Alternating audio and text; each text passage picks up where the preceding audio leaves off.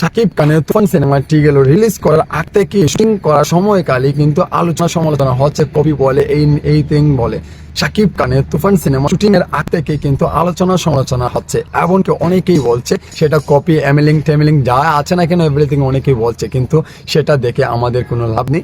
কথা হচ্ছে শাকিব খানের যখন জন্মদিনকে কেন্দ্র করে একটি পিকচার দিয়েছিলেন আমাদের পরিচালক রায়হান রাফি ভাই, তখন থেকে কিন্তু এটা আলোচনা এসে যায়, কারণ এরকম পোস্টার আর কখনো দেখা যায় না শাকিব খানের সিনেমাতে।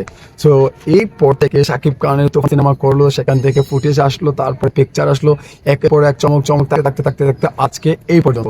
তারপর টিজার আসলো, টিজার দেখে কিন্তু অনেকেই মুগ্ধ হয়েছে। তারপরে শাকিব খানের একের পর এক ধামাকা টিজার, গান বান সব কিছু ট্রেইলার পর্যন্ত চলে আসে। তারপরে ঈদের দিন থেকে আজকে এই পর্যন্ত শাকিব খানের সর্বোচ্চ রেকর্ড ভেঙে দিল।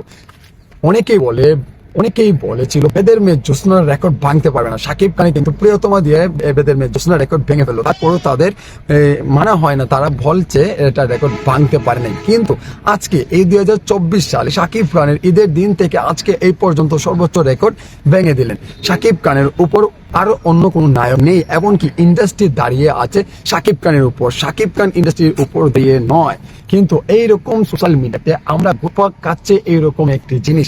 তো বন্ধুরা, যাদের এত চুলকানি রয়েছে শাকিব খানকে নিয়ে, তাদেরকে বলতে চাই, শাকিব খানকে নিয়ে যখন আপনার অ্যালার্জি, তাহলে আপনি পাস করে যান না কেন? শাকিব খানকে নিয়ে কথা বলার আপনার দরকার কি? শাকিব খানকে বলেছে আপনাকে ওনাকে নিয়ে আলোচনা সমালোচনা করতে? বলে নাই। তাহলে আপনাদের এত চুলকানি, এত মলম লাগাবেন আপনারা, তাহলে কি শাকিব খানকে নিয়ে আপনারা কথাবার্তা কেন বলছেন ভাই? আমার মাথায় ঢুকে না। কারণ এই তুফান সিনেমাটি এত ঝড় তুলেছে, সারা বাংলাদেশের মানুষ এই তুফান সিনেমাটি দেখছে, এমনকি পাকিস্তান বলেন, পাকিস্তান বলেন, আমেরিকা বলেন, লন্ডন বলেন, এইরকম সব জায়গাতে রিয়েকশন ভিডিও বানাচ্ছে শাকিব খানের টিজার নিয়ে, শাকিব খানের গান নিয়ে, শাকিব খানের এই ছোট ছোট ক্লিপ নিয়ে। সো আমার কথা হচ্ছে, আপনাদের এত চুলকানি কেন? আগে আপনারা দেখুন শাকিব খানের এই 2024 সালে এইরকম রিয়েকশন ভিডিও বানাচ্ছে বাইরের দেশের কান্ট্রি গুলাতে। সো এইরকম রিয়েকশন ভিডিও আর কখনো কেউ বানায় নাই। এই বাংলাদেশে এখন পর্যন্ত শাকিব খানের উপর আর কোনো নায়ক নেই, এমনকি 50 বছরে আসবে কি আসবে না তাও সন্দেহ আছে ভাই। তাহলে আপনারা এইরকম করছে কেন? শাকিব খান যে লেভেলে রয়েছে, শাকিব খানকে নিয়ে আমরা কম্পেয়ার করি আমাদের শাহরুখ খানকে নিয়ে। হ্যাঁ, একটা